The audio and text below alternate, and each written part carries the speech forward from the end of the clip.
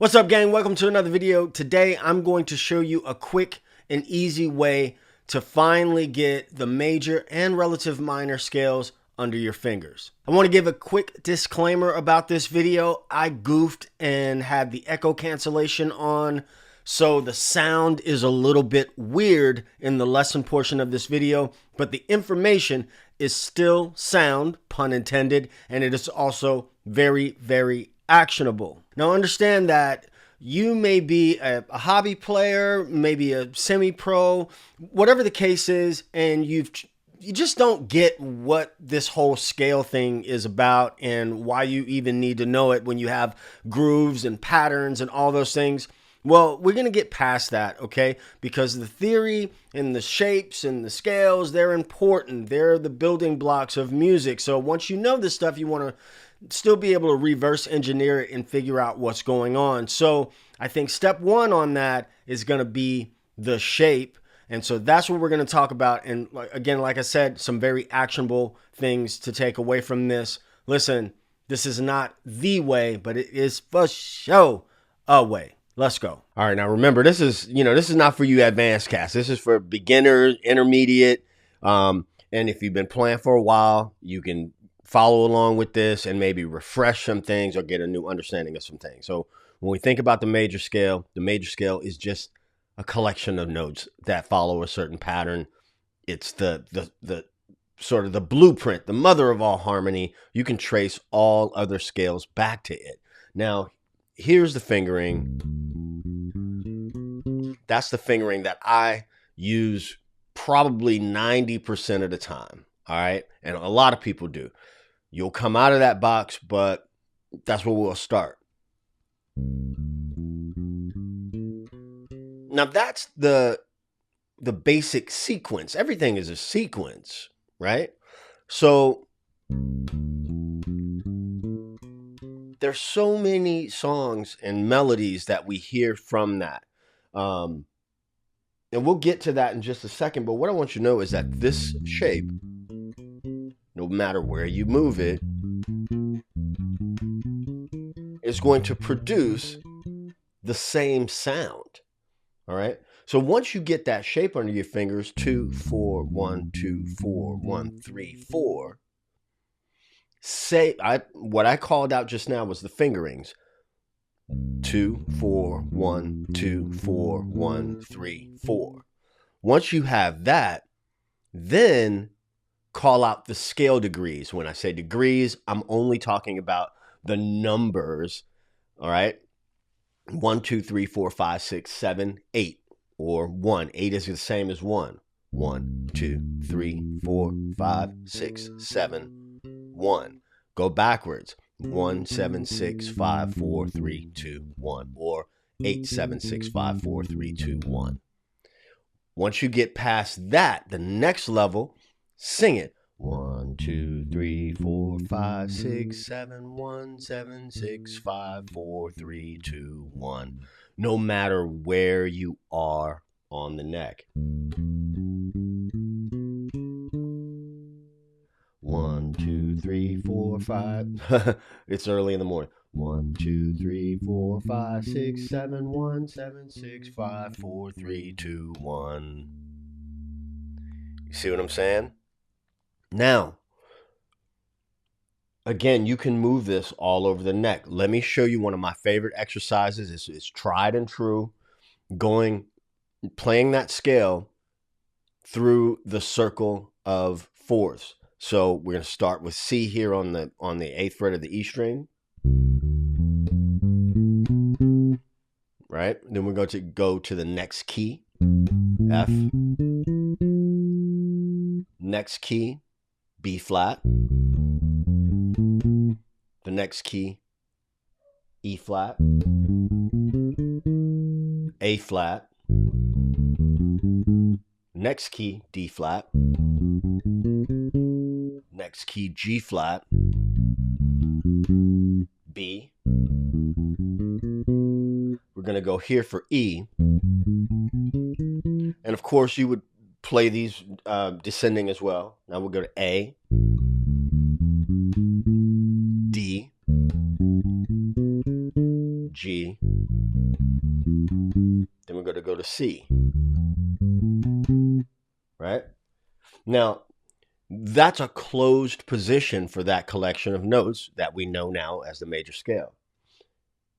A closed position meaning no open strings. But what about down here, lower on the neck, what I'll call the open position, or what is sometimes called the open position? So we have E,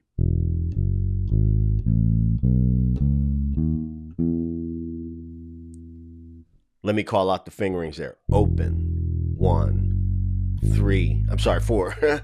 Open, 1, 4, 1, 2. Well, our next string is A. It's going to follow the same pattern.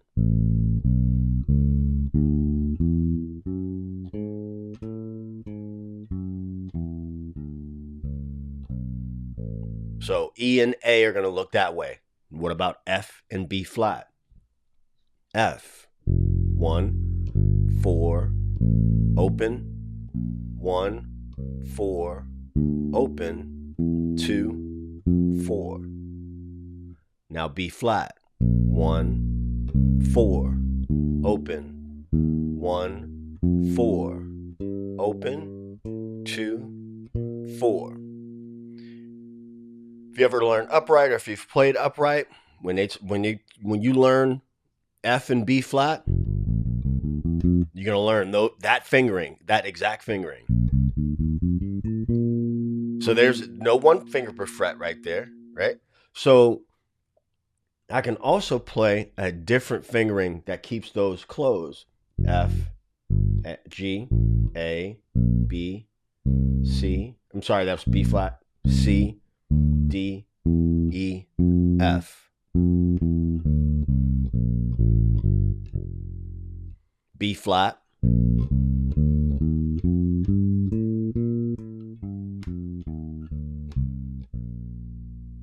All right, so those are some shapes for our major scale.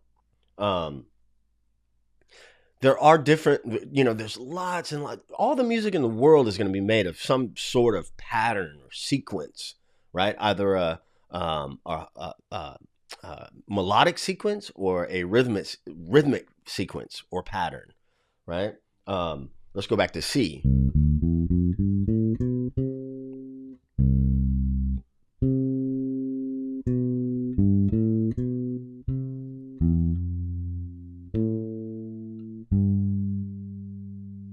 Look at that.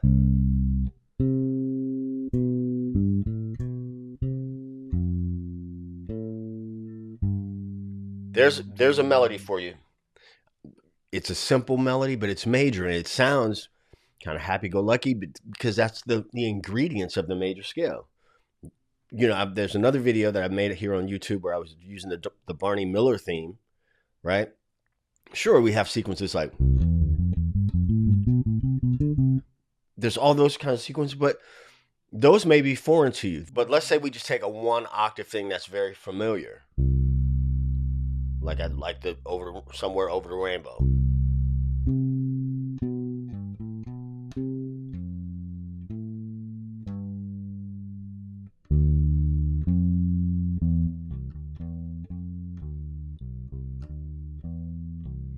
Now I added the 7, right? Because it's the same note as that. So I just added one note that we didn't talk about in the original shape.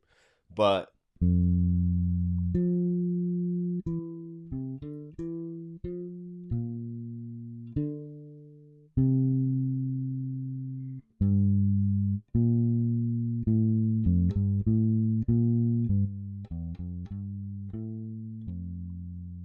that gets all of your fingers moving. Right? It might sound elementary. It might not be, hit this playing like the funkiest bass line or whatever. But can you take that and make it feel musical? Can you make it sound musical? All of your fingers are moving. You're playing.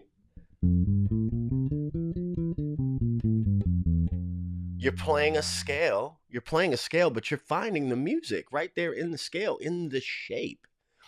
Sure, it's a pretty melody. There's nothing silly about it, but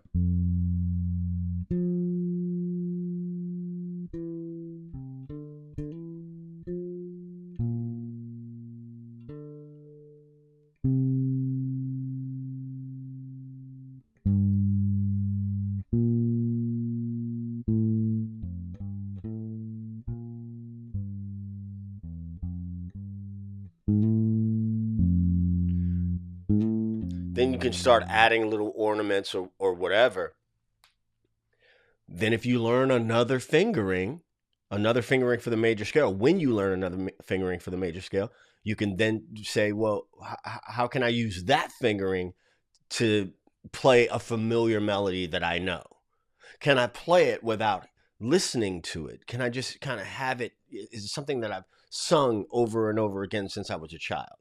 Right? So there's your major scale. You can take that same idea of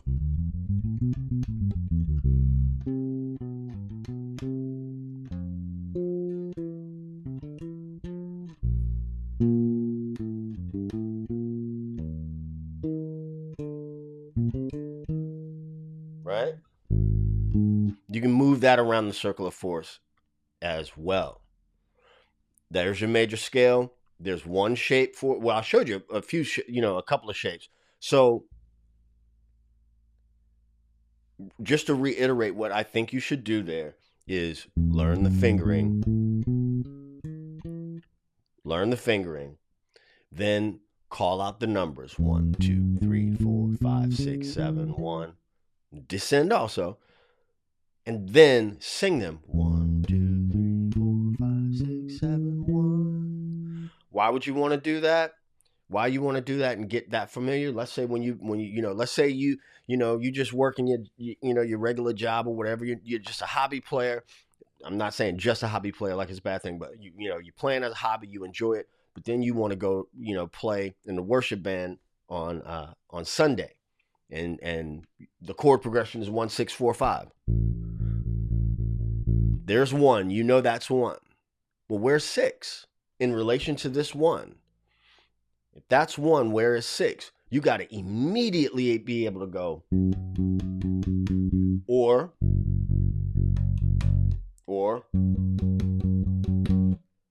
right? In relationship, this is the key right here, A. You want to be able to, where's 6? 4. 1, 6, 4, 5. You want to be able to go right there. So let me just recap the things that I think that you should put in order when you're learning a shape. 1, get the fingering down. Call out the fingerings. 2, 4, 1, 2, 4, 1, 3, 4. Right? Then once you got that down, then start calling out the scale degrees, which will be, you're going to use the same fingering, but the numbers are going to be different. So for your major scale, 1, 2, 3, 4, 5, 6, 7, 1, or 1, 2, 3, 4, 5, 6, 7, 8. After that, and this is crucial, sing or vocalize that scale as you play it, whether it be a scale, a groove, whatever it is. Internalize it. Hey, thanks for watching the video. Again, the longer version of this video, the rest of this video rather, is over at the Groove School. So meet me over there. If you're here on YouTube and you're new, if I've earned all the things from you, do all the things for me. And up there is a video that YouTube thinks you might like. Over here is a playlist that I think you ought to check out. All right, I'll catch you in the next one. Peace. 2 fingers.